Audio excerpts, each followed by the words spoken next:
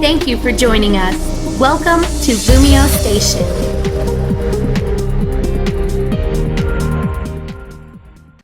What's up, YouTube? This your boy ShinoWorld. Go back in here like a bono. What's poppin' though?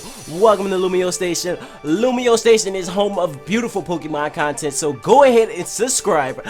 Today we have PokéTV. Basically we're gonna be reviewing season 14 of Pokemon, aka Black and White. Oh my god, Black and White. A lot of people have come to me and a lot of people said they want me to review this anime harsh, meaning give it the critical moments, give it everything, you know, give this anime like this ordeal that's gonna be on tier with God or something. So with that being said, I want you guys to smash that like button for 500 likes. That is today's like goal. Go ahead and kill it. Y'all could do it. I believe in y'all. Y'all did it on the last video, which was tremendous. Made me smile. And I was just in there like, so go ahead and do it again. But Pokemon Black and White, you know, there's a lot of things I want to talk about. I'm gonna give you guys the pros and cons. I'm gonna give you guys the ups and downs, pretty much giving you like my complete aspects on how I felt about it, what I think should have been added, who I thought should have been added, and stuff like that. So today's question of the day will be, what is your favorite 5th gen Pokemon of all time? Let me know in the comment section below who is your favorite 5th gen Pokemon of all time. One of my favorite 5th gen Pokemon of all time just happens to be Thundurus Therian form. I just think it's just like completely badass. I just like the way he's just like, yo, he's just like powerful. Like, so let me know in the comment section what's your favorite 5th gen Pokemon of all time. Sorry for my chair squeaking a lot. I need to get a new one ASAP.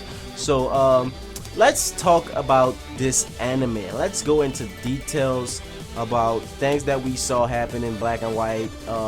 Just a lot of that. So alright, first off, the introduction of Black and White started off really good because Ash was just coming into the Unova region.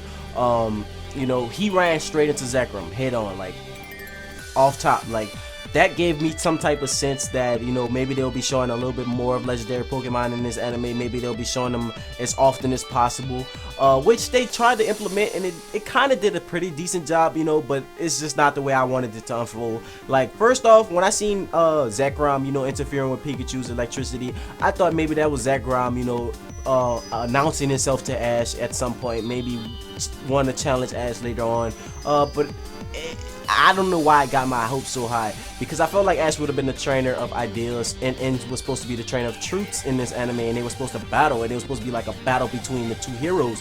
But later on, that did not prove to be the point. You know, Ash did not turn out to be the true the true hero of Ideals. He just became out to be a regular trainer, you know.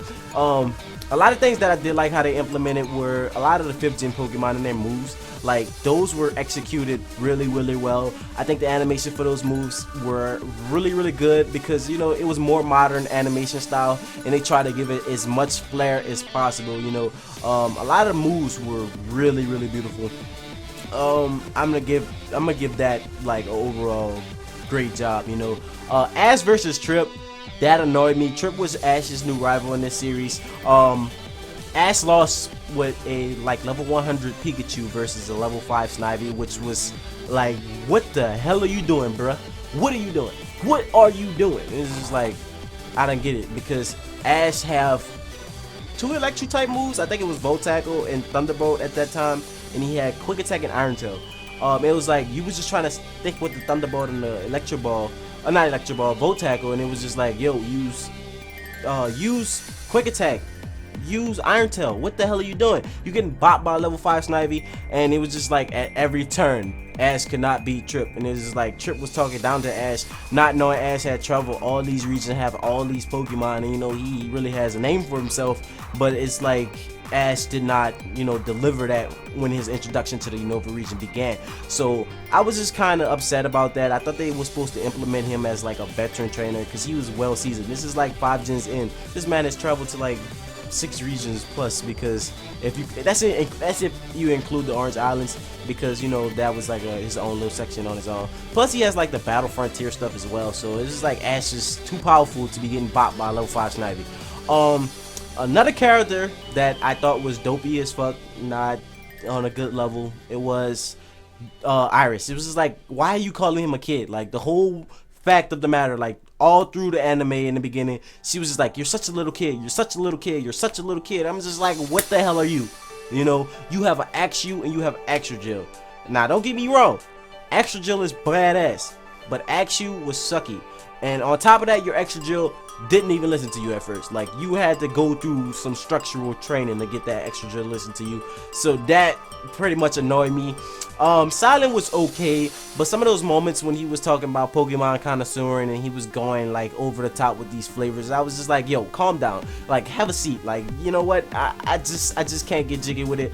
But don't get me wrong, when Silent and Iris later on progressed with Ash, they became more seasoned, they became more developed, and they broke out of those little weird habits. They became like better trainers and more of a better bonding, meaning Silent became badass when it came to battling. Iris, she later on got a freaking Dragonite, dude. You can't tell me that's not badass.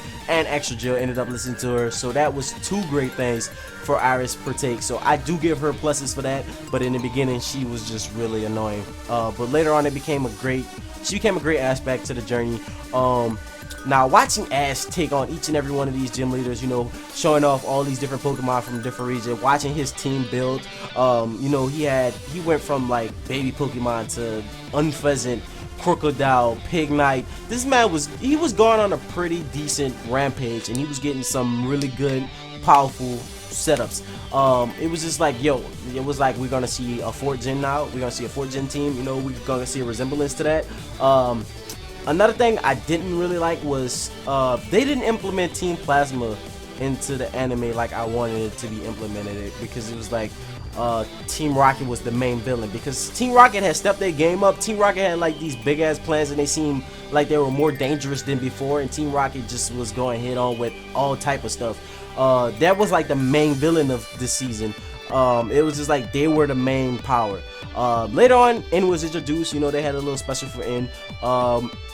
It was okay. It was cool to see N actually be implemented into the anime, but I felt like N should have been there like the whole way. It should have been like, you know, Team Magma, Team Aqua type of thing. You know, they should have been like the true bad guys. I don't think Team Rocket is that much of a threat or is that powerful, but they made him pretty powerful. You know, they added Giovanni actually coming in, capturing Ash and Pikachu when he was trying to capture the Weather Trio, summon him in Ethereum forms. So that was pretty badass. I like the fact that Meloetta actually followed Ash around in their journey later on, after, you know, they get ready to take on the World Tournament, they go to the Junior Cup and stuff like that.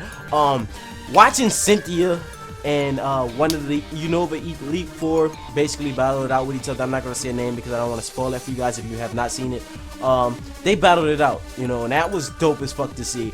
I ain't gonna lie, that kind of had me really hyped about it, because, you know, they did implement the battle scenes tremendous. I think that, well, not did, but kind of caught me off guard was the implementation. I'm making up words now. Implementation. What the hell? How they implemented the fact that they added 2 new gyms instead of having them in the original Black and White games, because they added Roxy and Marlin. So they added Ash to battle Roxy. So I was like, okay, so I see how you guys tie that in. And then I was like, well, where's Marlin gonna go? Because Ash has all 8 badges. And then they actually show Marlin, you know, taking on the kid with the Riolu. So that was pretty decent how they implemented that. They executed that really, really well.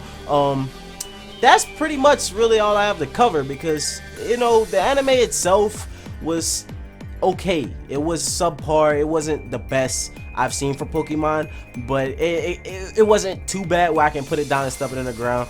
I'll give it a 7 out of 10 or a 7.5 out of, yeah, I'll give it a strong 7.5 out of 10.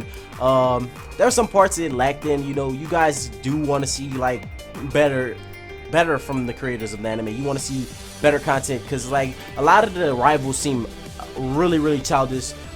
Trip was just this nuisance to me. He was just like this spoiled brat with a camera that went around thinking he was this complete badass when he was really not, and it was just like, okay. Alder, the way they implemented Alder was hilarious, because Alder was this happy-go-lucky ass guy, but once it came down to a battle, it was just like, I go 0 to 100 nigga real quick. Basically, he was like 0 to 100 nigga real quick. That shit caught me off guard. I was like, good job, Alder. So overall, that's pretty much all I have to cover. I like how they implemented a lot of the music because the music was good. That's another thing I wanted to say before I wrap things up. The music was great for 5th gen. How they implemented it into the anime was pretty dope too. I like how Dawn came back. You know, they showed a lot of old friends meeting up with new friends. So that was cool as fuck too. But overall, it was subpar. You know, I give it a strong 7.5. Some people might give it an 8. But let me know your personal thoughts and opinions in the comment section below of the 5th gen series. Let me know what you thought about it. You let me know what you thought they could have did to improve it, what they could have did to make it better, how they could have implemented it, and all that. So with that being said, this has been ShinoWorld. I'm gonna get out of here. Go ahead and smash that like button for 500 likes. That is today's like goal. And yeah, I'm pretty much gonna see you guys later. So peace and amazing. Don't forget to bring your guns because I will blow your shit up. And this is where I say later, guys. Bye.